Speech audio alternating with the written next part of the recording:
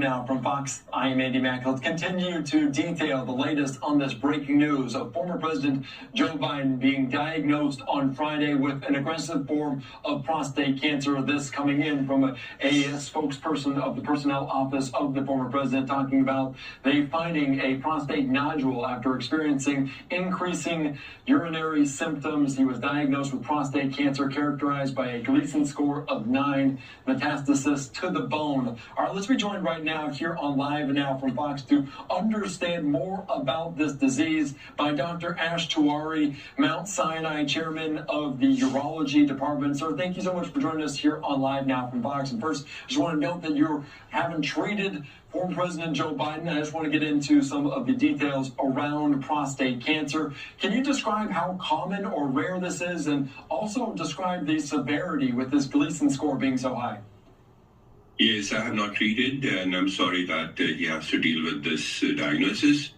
Prostate cancer is one of the commonest male cancers, and most of the time it doesn't produce any symptoms. Sometimes it produces symptoms like difficulty in passing urine or blood in the urine, but most patients get diagnosed because they have an abnormality of blood test known as PSA, or sometimes a good doctor examines and finds a nodule, as was found here, could set up a sign that this may be a prostate cancer.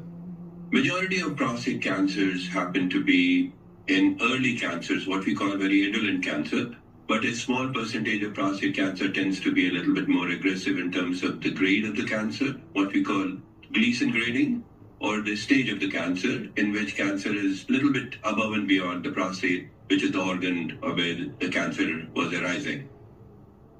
You wanted to expand on a little bit on the Gleason scoring. So Gleason score goes from Gleason 6 to 10, or grade group 1, 2, 3, 4, or 5. These are the different ways of looking at the same dynamics.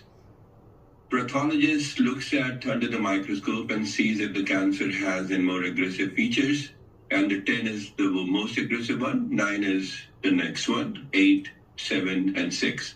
It doesn't go any lower than 6.